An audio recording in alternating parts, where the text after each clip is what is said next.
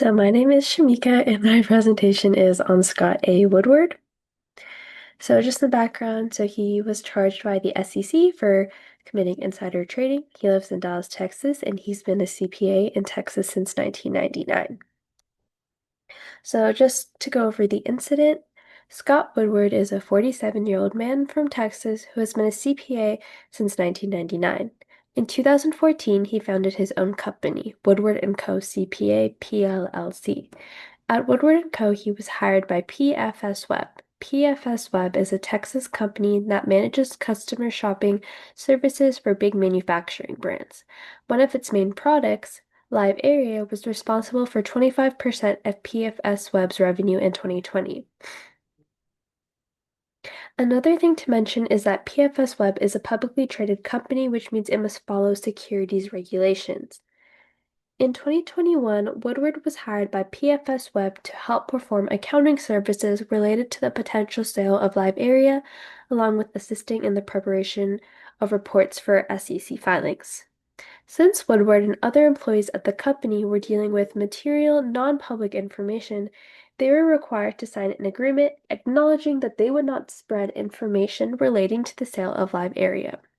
The company also notified employees, including Woodward, that their window to trade company securities would open from May 10th through June 14th, 2021. After June 14th, they would no longer be able to trade company securities till August of 2021. Woodward chose to disregard the rules and agreements he had signed. On June 28th and 29th, after the trading window was closed, Woodward purchased 4,790 shares of PFS Web securities on four of his personal accounts. Later on July 6th, PFS Web held a press release where they announced the sale of LiveArea for $250 million. This news immediately caused PFS Web stock to increase in price. For example, before the announcement on July 2nd, the company's stock closed at 757 with 30,662 shares issued. 4 days later, on the day of the press release, the stock closed at $10.80 with more than 4 million shares issued. Over the next few weeks, the company's stock continued to increase and reached a high of $13.48 in September of 2021. From July 20th through September 24th, 2021, Woodward sold his PFS Web stock and made a profit of more than $21,000. Later that year, in December, Woodward signed an official letter from PFS Web acknowledging he had purchased the stock's while in possession of material, non-public information and while being in the restricted window to trade the company's stock. So laws violated. In October of 2022, the SEC brought a case up against Woodward. Woodward violated Section 10B and Rule 10b-5 of the 1934 Securities and Exchange Act. Rule 10b-5 prohibits fraud relating to the purchase or sale of securities. Woodward violated both rules when he intentionally purchased securities while in possession of material, non-public information that he promised to keep confidential. SEC punishment. For his crime, Woodward was required by the SEC to cease and desist from future insider trading violations. He was also barred from practicing as an accountant, but there are conditions for possible reinstatement after 5 years. Woodward was also required to pay fines that totaled $43,000. Additionally, the Texas State Board of Accountancy allowed him to keep his CPA license provided he follows the conditions in his 5-year probation. If he fails to follow his probation, they are allowed to revoke his license. So just some background about Woodward. So Woodward grew up in Texas and attended Allen High School near Plano, Texas. Woodward attended Texas A&M University where he received both the Bachelor's of Science in Accounting and a Master's in Accounting.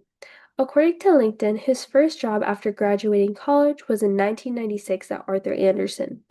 At Arthur Andersen, he worked as an experienced assurance senior for 6 years before leaving in 2002. He likely left when Arthur Andersen ceased operations in 2002 due to the Enron and WorldCom scandals.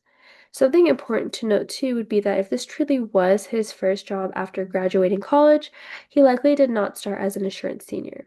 I think this is simply the last role he had prior to leaving the firm. He was likely promoted during his time at Arthur Andersen. And so after leaving Arthur Andersen, he began working at KPMG as a manager. Woodward worked at KPMG for 2 years, leaving in 2004. That same year, he began working at Grant Thornton, another large public CPA firm. There, he served as a senior manager up until 2008.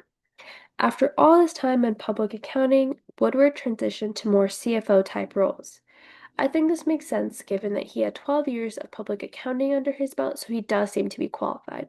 According to his LinkedIn, Woodward has served as the chief financial officer for companies in the energy, healthcare, financial services, and real estate industries. However, it is important to note that he did not spend a long time in some of these positions. For example, he spent 5 months as CFO for Unity Resources LLC and 1 year as a CFO for Greater Houston Emergency Physicians. Another thing that stands out from his LinkedIn is the number of positions he has held over the course of his career. For instance, there are 13 different roles listed on his LinkedIn, with 11 being held before his SEC incident. Something else that was notable was that his 5 most recent roles prior to the incident all lasted less than 2 years. For some perspective, according to the Bureau of Labor and Statistics, individuals born from 1957 through 1964 held an average of 12.9 jobs from ages 18 to 58. Based on Scott's age in the SEC filing, we can deduce that he was born in 1975. So this statistic does not perfectly apply to him, but it does give us a useful benchmark. If we compare Woodward's career, which is still going on, and consider that he may have had jobs not listed on his LinkedIn, such as part-time jobs or work in college, and the fact that he has not retired yet, we can see that he does seem to move around jobs quite frequently. But in 2014, he opened up Woodward and Co. His LinkedIn shows him as working as a proprietor, and he still holds this position, meaning he has worked there for 11 years. This is his longest held role. Woodward and Co. provides business services, small business accounting, bank financing, part-time CFO services, tax services, and QuickBooks services. And so this is the firm that Woodward was working at when he got in trouble with the SEC. Additionally, his latest role was in 2024 as a CFO for Landes Group. The Landes Group is a private real estate investment firm in Texas. He's currently working at both the Landes Group and at Woodward and Co. And so, why did he do what he did? So, I think we can first analyze Woodward's decision to commit insider trading based on the fraud triangle, which has three components: motivation or pressure, opportunity, and rationalization. When we consider the opportunity component, we know that Woodward was asked by PFS Web to perform accounting services related to the sale of one of its business components. As a result, he had access to insider non-public information. Woodward was also told by the business and signed a letter saying he would not act on this insider information, but there was very little oversight, which made the possibility of insider trading feasible. However, I do not think PFS Web took the proper precautions, or however, I do think PFS Web took the proper precautions by alerting him and other staff and closing the trading window for a temporary period while they were figuring out the logistics of the sale. Additionally, another component of the fraud triangle is rationalization. According to Palo Alto U, rationalization is a defense mechanism to protect the ego from discomfort and guilt. It essentially helps prevent cognitive dissonance that results from conflicting feelings. So I think as a CPA with years of experience in public accounting, Woodward knew insider trading was wrong. He had even been told by PFS Web not to trade their securities within a certain time period. As a result, to resolve this internal conflict he may have been feeling, Woodward likely rationalized his actions by saying it was a one-time thing that does not hurt anyone. Lastly, the part I struggle to grasp with the most is pressure and motivation. Motivation can be based on greed or necessity. I think that if Woodward was under personal or financial stress, such as unexpected expenses or family health matters, he may have justified this insider trading. However, given Woodward's long career in high-level roles, I do think that greed likely played a big role in his decision to commit insider trading. For instance, according to Salary.com, on average, a CFO earns over $43,000 or $430,000 a year. Woodward's years of experience likely placed him within that range. As a result, I do think it is unlikely that Woodward committed fraud due to financial necessity. However, let's entertain the idea that Woodward was engaging in insider trading for necessity, and he considered his actions to be ethical. Then we can use Russ's four-component model, a framework for making and implementing moral decisions. The first step of this framework is moral sensitivity, which essentially has to do with recognizing that a moral issue exists. Woodward needed the money urgently to help a sick family member or pet, for example. As a result, he was willing to consider insider trading as he held material, non-public information that would result in profits he could then use for caring for his sick family member. The second step of the four-component model is moral judgment, which involves identifying if the moral conduct is right or wrong. I think as a CPA, Woodward was fully aware that insider trading was illegal. However, he may have used a cost-benefit type analysis and believed that the immediate benefits of helping his family with this money outweigh the cost of getting caught. If his family member's life was on the line, he may have believed the insider trading was worth the heavy fines and possible CPA suspension. Once he decided that his actions were ethical in the next step, moral intent, Woodward then formulated the necessary steps needed to complete insider trading. In this scenario, Woodward needed to plan on when to sell the stocks and how much he wanted to sell. In the last step, moral character, Woodward had to muster up the moral character needed to implement his plan. This required him to have persistence and strength since his plan was a morally sensitive one. Something else I thought was interesting about Woodward's background was the numerous jobs he had held. I wonder if this was due to him being asked to leave or if he chose to leave for other more promising opportunities or prestige. I think interviewing his previous employers could help assist us in finding a proper motive for the insider trading.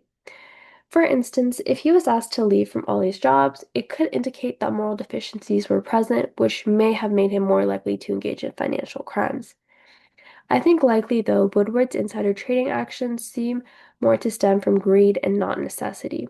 According to the textbook, the lust for material wealth produces dopamine, which makes us feel good. Even though there are some who crave money and fortune, the regions of their brain that respond to the dopamine-induced feelings of greed are counterbalanced by a different region of the brain that reacts negatively to injustice. While most people's feelings of greed are neutralized by competing biological factors, some are so infatuated with money and wealth that their greed takes over and they do not feel this counterbalancing effect of injustice. To me, this theory seems to fit with Woodward. His frequent job changes and pursuit of CFO roles could indicate that he may have switched jobs as soon as one with better pay arose, without considering the negative impacts of his departure on the companies he left. Ultimately, I think his greed and desire for wealth likely impacted his decision to engage in insider trading. So, some personal takeaways. Um, so my main takeaway from this class is that the SEC takes insider trading very seriously and consistently prosecutes individuals who partake in it. Based on all the CPAs on the selection list for this project, it makes it seem like if I were to ever commit insider trading, the question wouldn't be if I would get caught, but rather when I would get caught. And so right now I'm working full time while also taking the required units needed to sit for the CPA exam, and to be honest, it is pretty exhausting. And once I finish my classes, the process of studying for the exam will probably be even more exhausting and stressful.